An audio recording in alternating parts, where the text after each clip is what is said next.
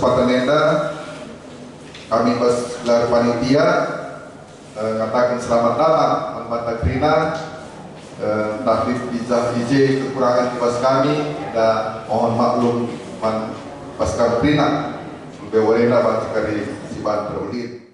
Itu dahsyat. Terusnya luar biasa ya. Jadi Adingo luar biasa, kita tunjukkan luar biasa kita ketika kita dibimbing oleh Pak Thomas yang sudah ada bersama kita. Jadi sesi ini kita akan mulai, kami persilakan Pak Thomas untuk ke depan. Tepuk tangan, saudara. Tepuk tangan Pak Thomas. Silakan Pak.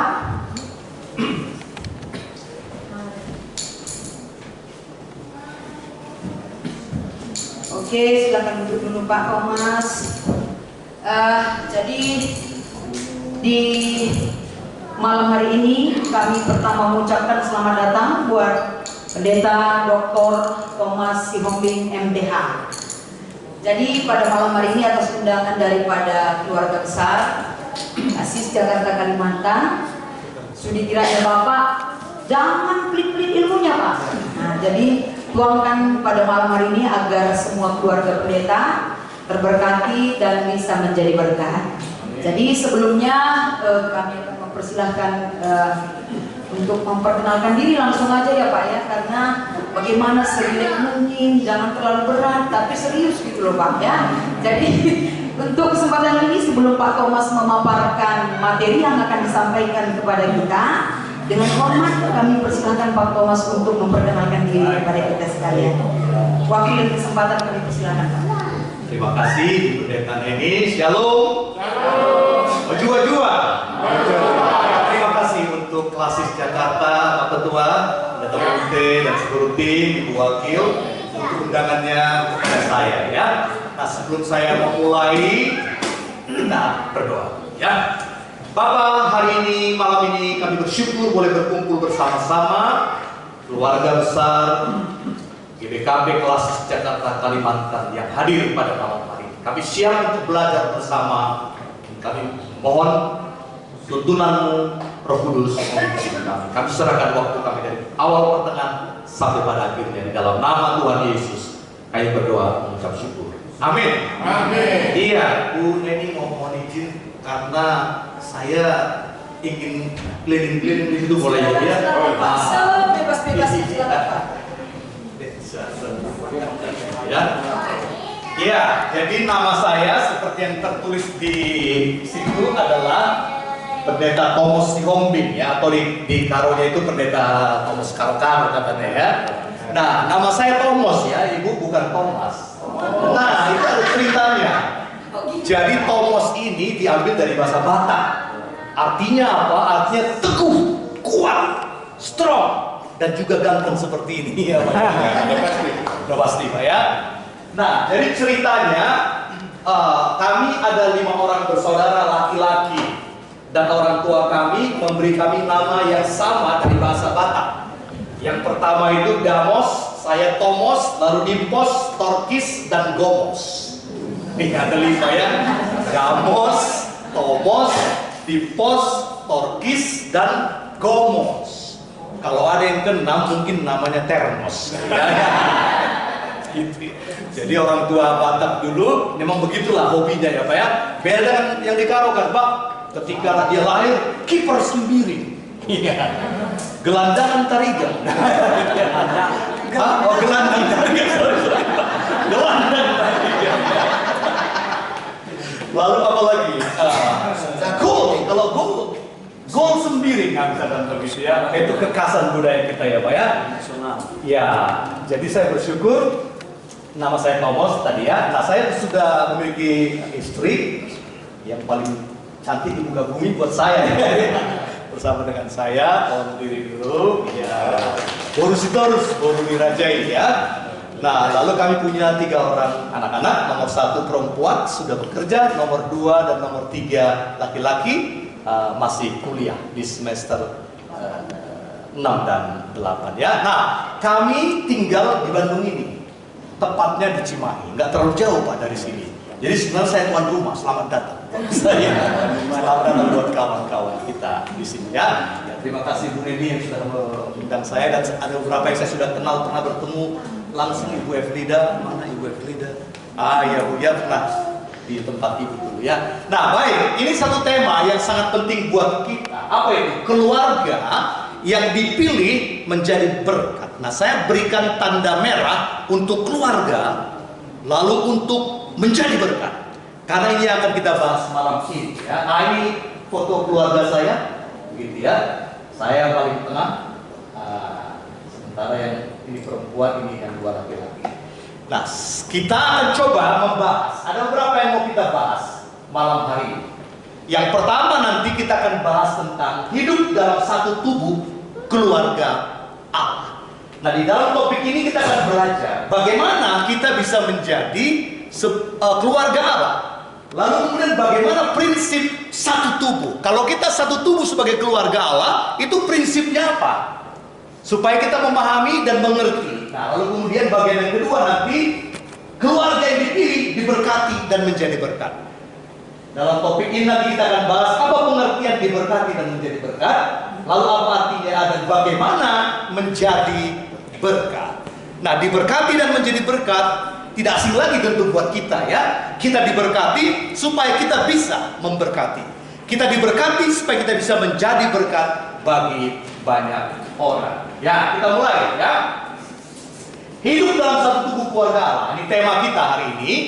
Dari 1 Korintus 12 ayat 12 dikatakan, karena sama seperti tubuh itu satu dan anggota-anggotanya banyak, dan segala anggota itu sekalipun banyak merupakan satu tubuh. Demikian pula Kristus. Nah, Kristus yang kita sembah itu digambarkan dalam satu tubuh di mana dia kepalanya, lalu tubuh dan anggota-anggota lainnya itu adalah jemaat. Antara kepala dengan jemaat, kepala Yesus dan jemaat itu kita. Jadi kita tahu di muka bumi ini begitu banyak gereja.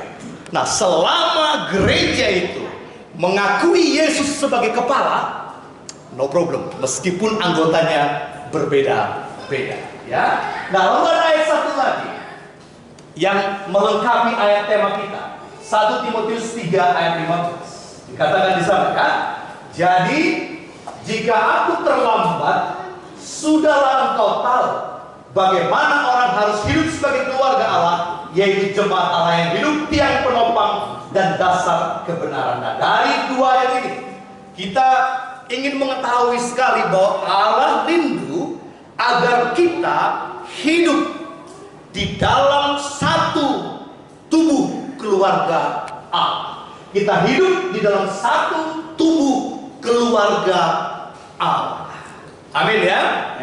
Nah, kalau kita hidup dalam satu tubuh keluarga Allah, maka kita harus tahu dulu kapan kita menjadi anggota keluarga Allah. Siapa di sini kita yang membawa anak-anak? Hampir semua ya, hampir semua. Nah, bagaimana anak ini menjadi anggota keluarga kita sebagai ya mungkin keluarga Pak Munte, keluarga Pak Sembiring dan seterusnya. Dia menjadi anggota keluarga kita ketika dia dilahirkan, gitu ya. Ketika dia dilahirkan. Nah, bagaimana kita bisa memahami lebih lanjut? Bagaimana menjadi keluarga Allah atau tubuh Kristus ini? Nah, kalau kita baca ayat ini, maka dikatakan, tetapi semua orang yang menerimanya diberinya kuasa supaya menjadi anak-anak Allah, yaitu mereka yang percaya dalam namanya. Nah, kalau kita lanjut dengan ayat yang ketiga bersama, dikatakan anak-anak Allah ini yang dilahirkan, gitu ya, yang dilahirkan. Nah, dari ayat ini kita bisa mengambil satu kesimpulan yang sangat penting. Kapan kita menjadi keluarga Allah? Kapan kita menjadi anak-anak Allah?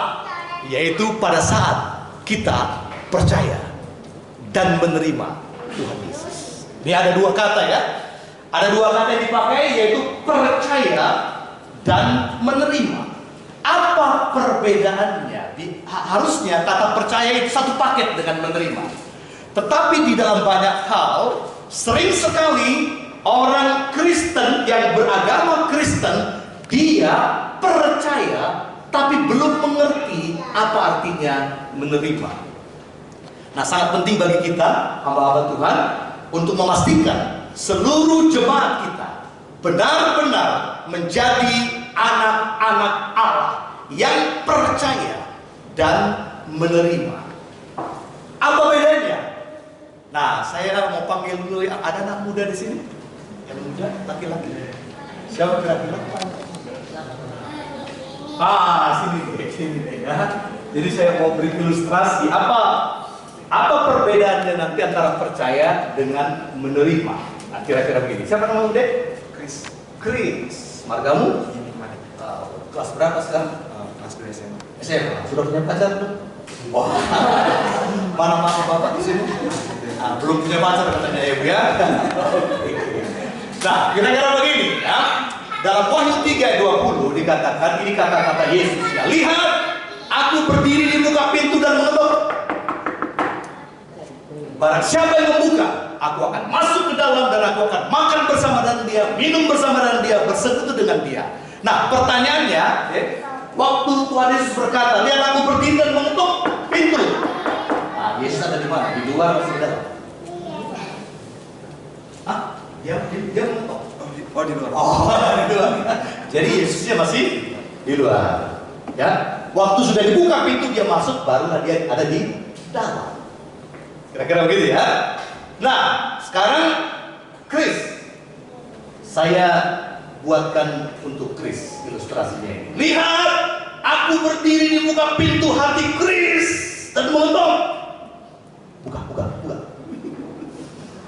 Ada siapa di sana? Ada hatimu. Kalau Yesus mengetuk di muka pintu hatimu dan kau membukanya, waktu dia masuk, disitulah kau sebenarnya menerima. Nah, banyak orang Kristen yang percaya Yesus, tapi Yesusnya masih di muka pintu hati. Nah, inilah yang menjadi pergumulan kita. Artinya apa? Dia sudah menjadi orang Kristen turun-temurun. Kalau ditanya apakah dia percaya, tetapi apakah Yesusnya sudah ada di dalam atau belum? Kadang-kadang banyak yang belum mengerti. Nah, satu nyanyian anak sekolah minggu, Chris, tahu lagu Hidupku Bukannya Aku Lagi? Coba. Hidupku bukannya aku lagi, tapi Yesus dalam. Oh, tapi Yesus dalamku. Kapan Yesus ada di dalam? Ketika kau buka. Nah, itu maksudnya, ya. Jadi penting sekali di sini bahwa kalau kita mau menjadi anak Allah, kita harus percaya dan memastikan Yesus ada di dalam hati kita. Ya, Chris ya? Yesus harus ada di dalam hati. Ya, silakan duduk Chris ya. Tepuk tangan dulu untuk Chris. Jadi untuk menjadi keluarga Allah, kita harus menjadi anaknya. Untuk menjadi anaknya, kita harus percaya dan menerima Tuhan Yesus. Nah, lalu ada satu hal yang penting yang ini jarang sekali disampaikan, yaitu apa? 1 Korintus 12 ayat 13. Sebab dalam satu roh kita semua, baik orang Yahudi maupun orang Yunani, baik Buddha maupun orang merdeka, telah dibaptis menjadi satu tubuh. Kita semua minum dari satu roh. Perhatikan ya, di situ dalam satu roh telah dibaptis. Dalam Alkitab Perjanjian Baru ada 7 kali ayat yang berbicara tentang baptisan Roh Kudus, bukan baptisan air ya. Dalam Perjanjian Baru ada 2 baptisan. Baptisan air yang kita lakukan dalam gereja sebagai tanda anak ini berbagian di dalam keluarga Allah, di dalam gereja yang kelihatan. Tetapi ada satu lagi, yaitu baptisan Roh Kudus. Dari 7 ayat itu, 4 ayat dalam Injil hanya berkata, Yohanes berkata, aku akan membaptis dengan air, tapi dia yang datang, yaitu Yesus, akan membaptis dengan Roh Kudus, tapi tidak disebutkan apa artinya. Demikian juga dalam Kisah Rasul pasal 1 ayat 5 mengulang. Kemudian dalam Kisah Rasul pasal 11 mengulang.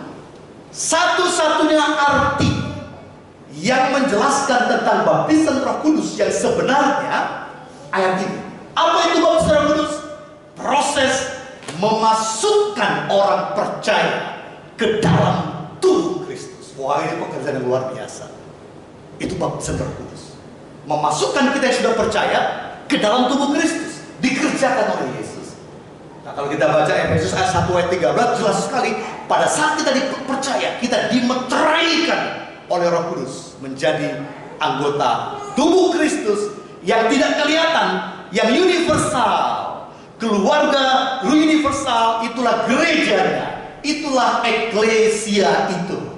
Jadi eklesia adalah kumpulan orang percaya yang telah dibaptiskan secara oleh Roh Kudus, oleh Yesus dengan baptisan Roh Kudus menjadi satu tubuh dalam tubuh Kristus. Wah, ini luar biasa. Meskipun kita tahu sebagian kawan-kawan kita dari aliran yang lain ya memiliki pengertian yang berbeda soal baptisan Roh Kudus, tetapi mereka, saya yakin mereka masih belum seperti yang kita yakini. Baptisan Roh Kudus membuat kita menjadi anggota tubuh Kristus, dikerjakan oleh Yesus. Jadi baptisan air itu lambangnya, baptisan Roh Kudus itu realitasnya.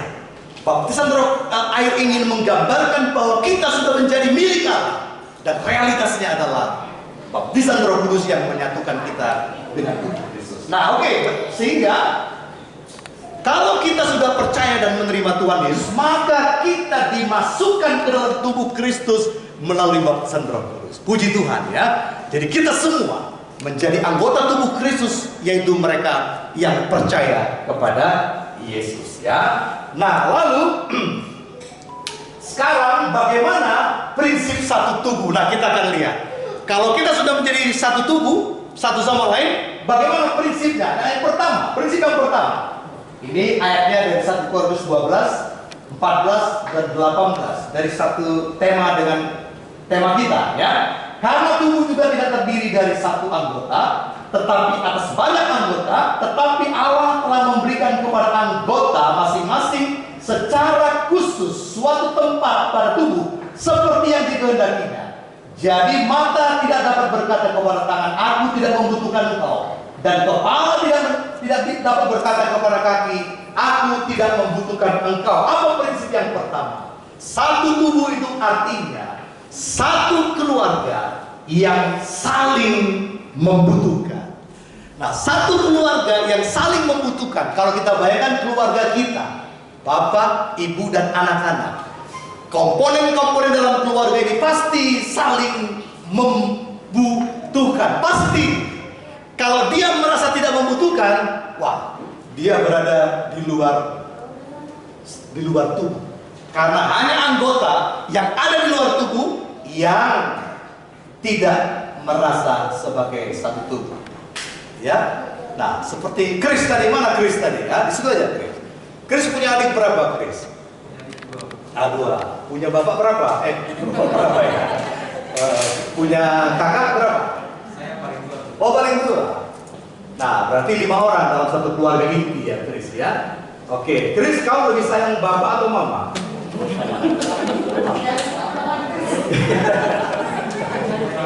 Hah? Bisa dibandingkan. Oh, nggak bisa dibandingkan. Oke. Karena ada bapak dan mama ya. Kau punya adik 2 ya. Nah, pertanyaannya begini.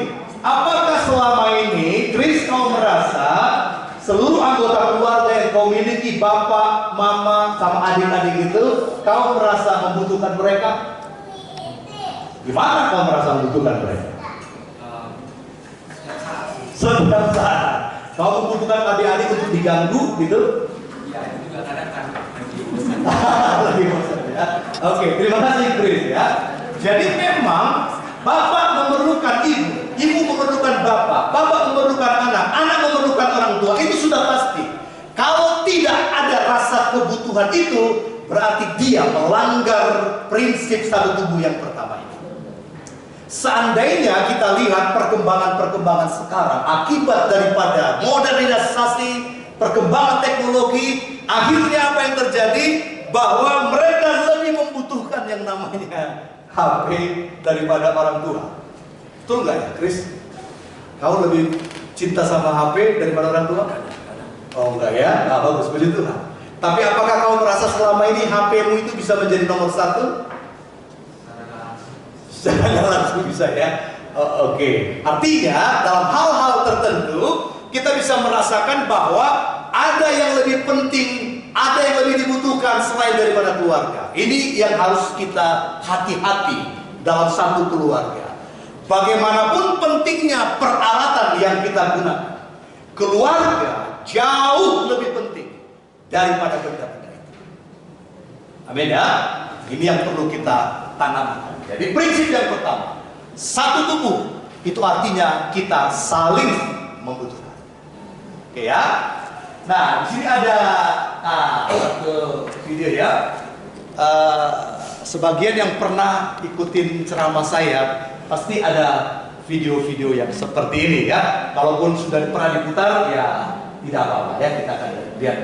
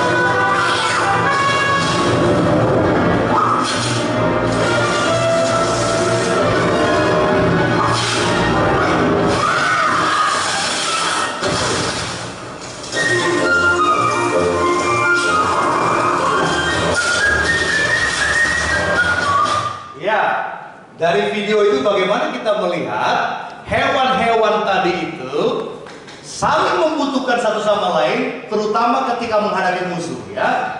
Kalau mereka sendiri pasti akan dihabisi sama musuh. Itu gambaran buat kita bahwa sebagai anggota tubuh Kristus kita saling membutuhkan.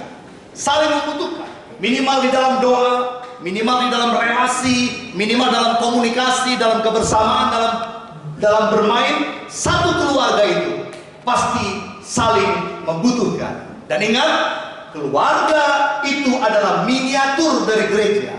Keluarga kita, keluarga saya, keluarga bapak, keluarga ibu, dan satu rumah itu miniatur gereja.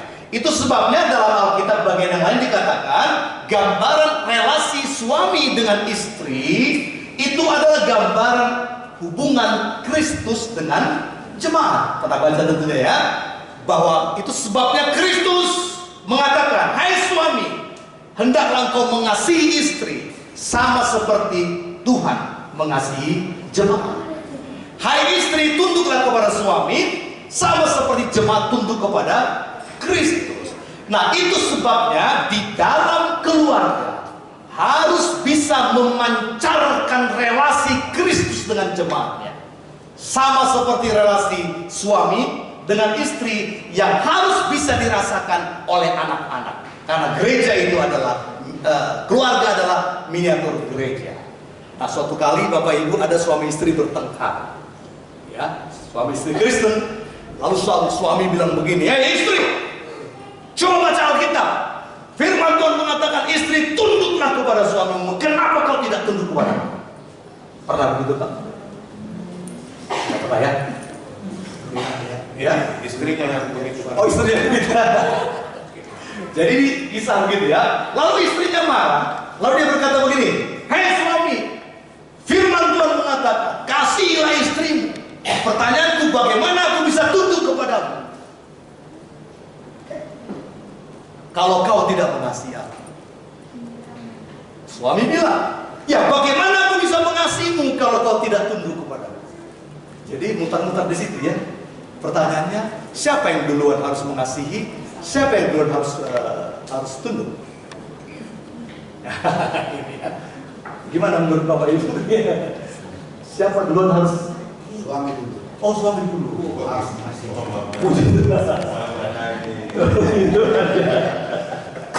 Betul Bu? Oh, betul katanya. So sweet ya Pak ya. Nah, mari sekarang kita lihat di sini ya. Prinsip yang kedua ini. Jawaban nanti ada di sini. Kalau kita baca, hendaklah kamu dalam hidupmu bersama menaruh pikiran dan perasaan yang terdapat juga dalam Kristus Yesus. Berarti prinsip yang kedua ini adalah satu tubuh, berarti satu dalam pikiran dan perasaan Yesus sebagai kepala tubuh. Nah, bayangkan tubuh saya ini, perasaan saya ini adalah perasaan yang ada di kepala ini, gitu ya. Apa yang dirasakan oleh Kristus itu yang harus dirasakan oleh anggotanya. Nah, sekarang seperti kasus tadi itu, terus bagaimana? Tentu sang suami ingin itu dihormati, sang istri rindu untuk dikasihi. Lalu kedua-duanya menuntut supaya pasangannya yang lebih dulu untuk mengasihi, pasangannya yang lebih dulu untuk menghormati. Akhirnya kan ada gap. Nah, bagaimana solusinya? Solusinya kalau perhatikan, yang kiri ini adalah suami, yang kanan ini adalah istri. Maka suami dan istri harus sama-sama datang kepada Kristus, mendapatkan pikiran dan perasaan Kristus. Begitu pikiran dan perasaan Kristus itu dimiliki, maka masing-masing pasangan akan berkata, wah, saya minta maaf, harusnya sayalah yang menghormati terlebih dahulu. Lalu Bapak akan bilang, tidak, harusnya akulah yang lebih dahulu untuk mengasihi. Itulah pikiran dan perasaan Kristus. Hendaklah kita saling mendahului di dalam memberi hormat, saling mendahului. Nah, dengan kata lain, kalau kita mau tahu pikiran Kristus, kalau kita mau tahu perasaan Kristus, kita baca Alkitab. Alkitab itu adalah pikiran dan perasaan Kristus. Kalau kita mau tahu apa pandangan Yesus terhadap kita, ada dalam Alkitab. Nah, karena itu, mari kita memiliki pikiran dan perasaan Kristus sebagai prinsip yang kedua, satu tubuh. Satu tubuh itu boleh fungsi dan pandangan atau pendapat yang berbeda, tetapi kita harus tetap satu pikiran dan perasaan. Nah, kadang-kadang kan di dalam pertemuan kan sering beda pendapat. Gimana Pak Ketua? Pernah kalau rapat kelasis Pak? Baik-baik pula. Oh, baik-baik pula. Tapi pernah kan menemukan rapat yang bersih tegak? Ada ya? Nah, oke. Ketika kita rapat, bisa kita berbeda pendapat, tapi tidak boleh berbeda dalam pikiran dan perasaan Kristus. Apapun itu. Nah, ini prinsip yang kedua. Prinsip yang ketiga, kita baca, jika ada orang merasa lemah, tidakkah aku turut merasa lemah? Jika ada orang tersandung, tidakkah hatiku hancur oleh duka cita? Nah, prinsip yang ketiga, kalau kita dalam satu tubuh, satu keluarga, maka kita bisa merasakan yang dirasakan anggota lainnya. Jadi Chris, seandainya Papa lagi bergumul, punya beban berat, pastilah Chris akan bisa merasakan pergumulan Papa. Betul ya Chris ya? Jangan sampai nanti Papa bergumul, kau ketawa-ketawa kemana-mana gitu ya. Anggota tubuh berarti apa yang dirasakan di dalam keluarga, kita bisa rasakan karena ada koneksi. Karena apa? Satu tubuh ini terkait satu sama lain. Kalau tangan saya ini dicubit, bukan hanya tangan saya yang merasa sakit, tapi keseluruhan. Nah, kira-kira begitu ya. Nah, coba kita lihat ini pergumulan seorang anggota tubuh harus dan turut dirasakan oleh anggota lain. Nah, kalau kita kontekstualisasikan di dalam klasis kita misalnya ya, dalam klasis kita, yang klasis kita ada berapa ini Pak? Berapa rumpun? Ada 19. 19. Nah, masing-masing rumbun itu punya persoalannya masing-masing. Pak Ketua pasti memiliki kerinduan semua rumpun ini punya program yang bisa berjalan dengan baik. Tentu Pak Ketua punya concern bagaimana family daripada ini ya, daripada klasis Jakarta Pontianak itu bisa semakin dipererat. Nah, kalau kita pegang prinsip yang ketiga ini, itu artinya apa? Apa yang dirasakan oleh rumpun Pontianak di sana? Oh, tentu sebagai kepala akan sangat merasakan, sebagai anggota yang lain juga masih sangat merasakan. Nah, tentu beberapa peristiwa pernah dialami oleh GBKP ya. Saya tidak tahu apakah gereja kita pernah diserang sama ekstremisme? Ada di Jakarta? Belum? Ada juga. Ada juga ya. Berapa ya? Nah, ketika diserang, itu bagaimana perasaan kita? Maka kita merindukan perasaan Kristus dalam diri kita itu, bahwa kita bisa merasakan apa yang dirasakan saudara kita, itulah yang dirasakan Kristus terhadap kita. Mari kita miliki perasaan Kristus itu, ya. Nah, di sini ada satu video. Seorang bayi mendengar nyanyian ibunya, dan kita lihat apa yang Mommy's gonna sing you a song. You want mommy to sing a song, honey? Let me know how you feel about the song, okay?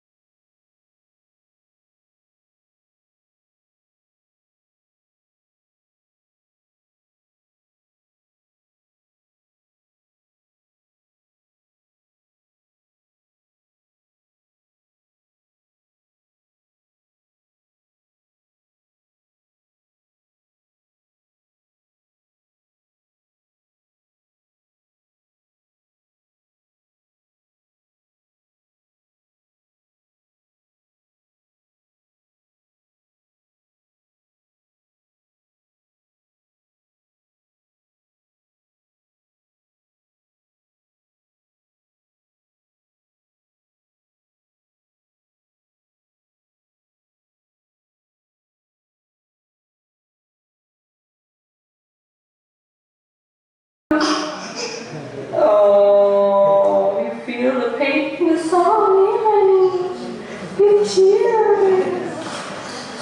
You crying? Oh, you crying, monkey. Okay, mommy's done. Okay, it's just a song. Iya. Kalau kita lihat video ini ya, bayi itu sebenarnya dia nggak ngerti tuh apa yang dinyanyikan oleh ibunya, kan nggak ngerti dia. Tapi dari nadanya itu, si bayi merasakan bahwa lagu itu lagu sedih, gitu ya. Dia bisa tahu lagu itu lagu sedih. Lalu satu frekuensi apa yang dirasakan oleh ibu itu dirasakan oleh bayi. Satu frekuensi itu arti satu tubuh. Dan kita juga harus satu frekuensi dengan pikiran dan perasaan Yesus. Kalau Yesus bersedih akan satu hal, maka kita pun harus bersedih akan hal itu. Kalau Yesus bersuka cita akan suatu hal, maka kita pun harus bersuka cita satu frekuensi. Itu artinya satu tubuh. Termasuk di dalam klasis kita Jakarta dan Pontianak ini. Kita harus satu frekuensi. Kita bisa merasakan yang dirasakan saudara-saudara kita di sana. Itu arti satu tubuh. Nah, justru yang terjadi kadang-kadang, apa yang dirasakan saudara-saudara kita tidak mau, kita tidak peduli. Wah, itu kehilangan perasaan satu tubuh, ya. Nah, sekarang yang keempat, prinsip yang keempat kita akan baca, ya. Semoga Allah yang adalah sumber ketekunan dan penghiburan mengaruniakan kerukunan kepada kamu sesuai dengan kehendak Kristus Yesus, sehingga dengan satu hati dan satu suara kamu memuliakan Allah Bapa Tuhan kita Yesus Kristus.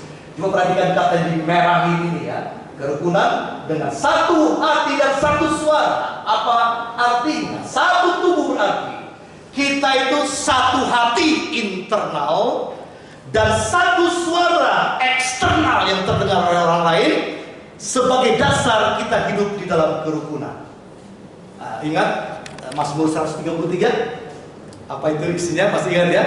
Oh betapa baiknya, indahnya, dan betapa eloknya bila saudara seiman hidup dalam persatuan, hidup dalam kerukunan. Harus satu hati internal dan satu suara eksternal. Maksudnya kira-kira begini. Pak Ketua pasti juga punya pengalaman dalam sebuah rapat mengambil keputusan. Keputusan penting, di mana mau kita buat hari kebersamaan ini, GBKP Klasis Jakarta, Kalimantan. Banyak ide. Ada yang mengatakan sudah di Bandung saja. Ada yang mengatakan apa lagi di Pontianak atau di Bali. Di Bali. Semua berdebat. Lalu kemudian susah sekali mengambil keputusan. Lalu akhirnya apa? Di voting. Lalu karena di voting akhirnya dapatlah tempat yaitu Bali. Tetap itu oke. Begitu sudah diputuskan Bapak Ibu, apa artinya internal prinsip satu tubuh ini Pak ya? Satu suara, satu hati. Kalau keputusan sudah diambil, maka kita satukan hati mendukung keputusan yang sudah kita ambil. Lalu begitu kita menyatakannya kepada orang lain, kalau orang lain bertanya apa keputusan kalian, kita harus satu suara. Balik, balik, balik, balik, balik. Meskipun yang tadinya mengatakan Bandung, Bandung, Bandung, jangan lagi menyuarakan Bandung karena sudah satu hati. Nah yang terjadi apa Bapak Ibu? Begitu sudah diputuskan Bali, anggota rapat yang lainnya di luar berkata, saudara nggak suka di Bali. Aku nggak suka ke Bali, lebih bagus ke Bandung. Karena nggak tahu lah Pak Ketua dia otoriter mengambil keputusannya. Ini artinya apa? Satu hati tapi tidak satu suara. Nah, kalau satu tubuh artinya satu hati dan satu suara. Demikian juga ini pergumulan suami istri kepada anak-anak. Pernah nggak bergumul begini? Suami istri berdiskusi tentang rencana anaknya, gitu ya. Lalu kemudian suami dan istri sudah mengambil keputusan, tetapi kepada anaknya suami ngomong A, istri ngomong B. Pernah ngalami Bu? Ya, rata-rata kita sebagai orang tua pernah mengalami yang sifatnya mirip seperti itu. Satu hati tapi tidak satu suara, atau satu suara tapi tidak satu hati. Nah, prinsip satu tubuh, kita harus satu hati internal dan satu suara eksternal. Orang lain harus melihat kita dan mendengar kita satu. Meskipun di dalam pernah terjadi yang namanya perbedaan, tapi perbedaan sudah dituntaskan. Nah, di dalam hal menuntaskan perbedaan ini penting sekali. Begitu otoritas sudah mengambil keputusan A, kita kan hidup dalam otoritas. Maka sampai kapanpun komitmen kita dalam satu suara dan satu hati itu mendukung keputusan itu, meskipun tadinya kita tidak setuju. Harus begitu. Ya. Tapi yang kadang-kadang terjadi apa? Udah biarin aja di Bali. Lalu kemudian ketika sudah mau dijalankan terjadi kendala-kendala di Bali. Dia akan bilang apa? Tuh kan udah saya bilang. Kan udah bilang Pak Ketua, udah saya bilang jangan di Bali. Inilah kalian bandel semua. Ini bukan prinsip satu tubuh. Nah, kira-kira begitu ya. Adakah kita merasa banyak sekali kita lihat bahkan di dalam gereja terjadi hal yang seperti ini? Nah, yang terakhir prinsip yang kelima, kita baca dalam Kolose ayat 19. Dan di atas semuanya itu, kenakanlah kasih sebagai pengikat yang mempersatukan dan menyempurnakan. Hendaklah damai sejahtera Kristus memerintah dalam hatimu, karena untuk itulah kamu telah dipanggil menjadi satu tubuh dan bersyukurlah. Prinsip yang kelima, satu tubuh itu artinya diikat oleh kasih yang namanya agape. Ayat itu berbicara kasih agape ya. Kasih agape dengan ciri utama damai sejahtera. Di mana ada kesatuan yang diikat oleh kasih Tuhan, di situ ada damai sejahtera. Puji Tuhan ya. Kalau selama ini kita mengalami tidak damai sejahtera sebagai satu keluarga, maka ada kemungkinan kita tidak berjalan dalam prinsip satu tubuh. Ada yang salah, something wrong, something wrong. Ya? Jadi mari kita memastikan prinsip-prinsip satu tubuh ini tadi. Lalu kasih itu, agape itu sifatnya bagaimana? Nah ini ya.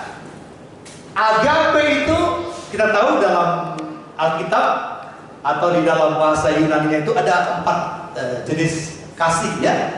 Yang pertama agape itu kasih Allah, bukan kasih manusia. Sementara manusia hanya memiliki 3 kasih. Yang pertama itu kasih storge terhadap keluarga. Saya beri contoh, mana Chris tadi? Chris, kalau kau ditanya, kau lebih sayang sama mama atau mamanya temanmu? Jawabanmu apa? Mama sendiri kan? Kenapa Chris punya seperti itu atau kita punya seperti itu? Karena kita diberi Tuhan yang namanya kasih storge, mengasihi orang yang ada hubungan darah, gitu ya. Bapak juga punya anak berapa, Pak? 2 kan? Pasti Bapak lebih sayang kepada anak sendiri daripada anak Pak Ketua. Ya, jangan takut, Pak. Takut tapi itulah namanya kasih storge. Pasti demikian juga pasti Bapak dengan anak-anak saya. Kalau dibandingkan dengan anak Bapak, Bapak pasti ada perasaan karena satu darah itu. Lalu ada kasih yang kedua manusia, yaitu yang namanya philia. Philia ini kasih kepada semua orang sebagai sahabat-sahabat kita. Barulah masuk kasih yang ketiga dalam diri manusia yang namanya eros. Ini tertuju kepada lawan jenis. Dan inilah kasih yang Tuhan berikan kepada kita manusia. Tetapi Bapak Ibu, kasih-kasih manusia ini sudah dirusak oleh dosa, sehingga perlu pemulihan. Karena itu ada kasih agape. Karena begitu besar kasih Allah akan dunia ini, Dia mengaruniakan anak yang tunggal, supaya barang siapa yang percaya tidak binasa, dipulihkan, tapi beroleh hidup yang kekal. Nah, kasih agape ini memiliki sifat. Sifatnya itu dimulai dari huruf masing-masing. K itu kira-kira ada yang bisa menebak? Kasih agape itu bersifat kekal. Kasih manusia tidak kekal kan, Pak ya? Betul ya, Pak ya? Kasih manusia kita nggak kekal, sementara sifatnya. Karena itu kita perlu kasih agape.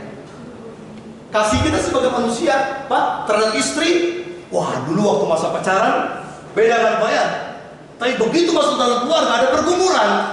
Karena kasih manusia kita terbatas. Karena itu kasih eros kita yang tertuju kepada suami dan tertuju kepada istri harus dikuduskan oleh agape, supaya kita bisa mengasihi seperti ya. Lalu yang kedua, kasih agape itu bersifat ajaib. Apa itu ajaib? Melampaui akal dan pikiran kita. Sama seperti Kristus yang rela mati bagi kita, itu ajaib sekali. Gak bisa pikiran kita. Lalu harus kasih yang suci, kasih yang indah, dan kasih yang hidup. Jadi ada satu lagu dari sini ya. Kasih Allah itu kekal, tak berkesudahan.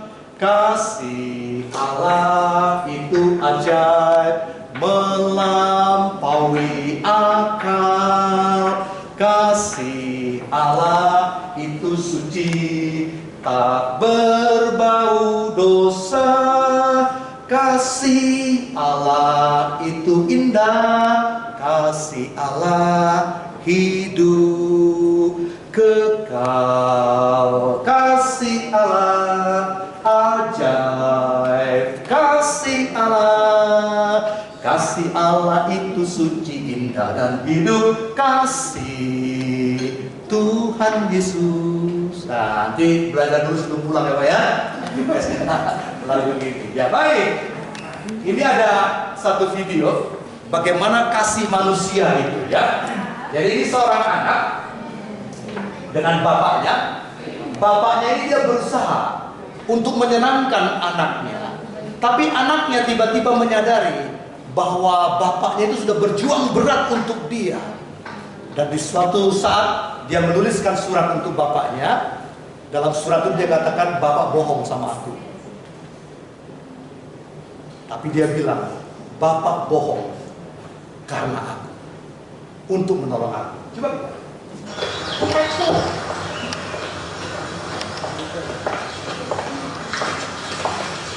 Daddy is the sweetest daddy in the world.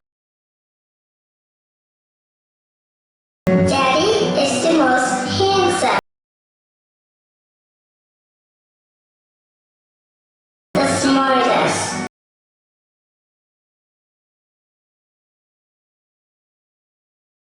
the most clever,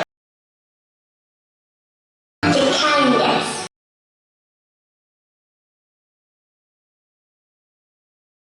He is my Superman. Daddy wants me to do well at school. Daddy is just great, but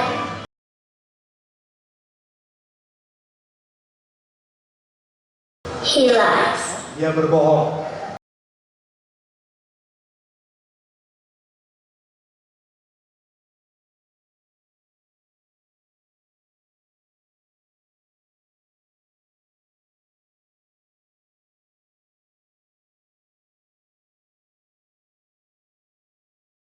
Dia berbohong seolah dia punya pekerjaan.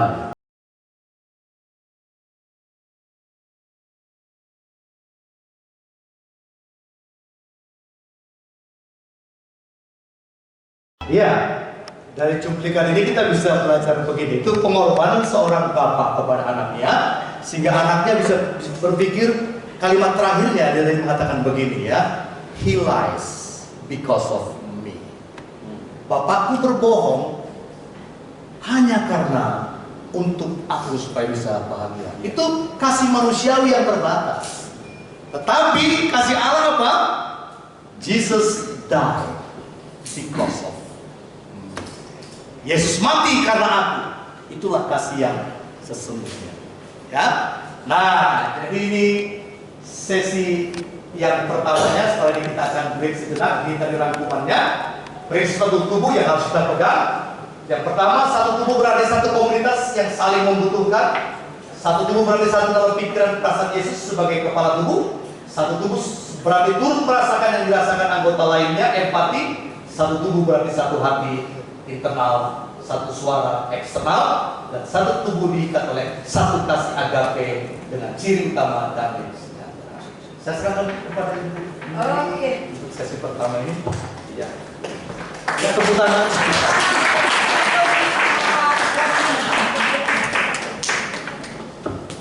Oke, untuk sesi pertama terima kasih Pak Tomos ya, maaf ya Pak. Jadi tentunya ada sesi kedua nanti, itu berupa materi atau tanya jawab Pak yang sudah kita persiapkan? Nanti saya coba. Ada lagi ya materi? Kedua saya persingkat. Oke. Tapi kita buka acara tanya jawab nanti ya Pak ya. Iya, jadi oke. Karena break pada malam hari ini, sekarang kita akan melakukan pemutaran pertama bagi draw kita ya.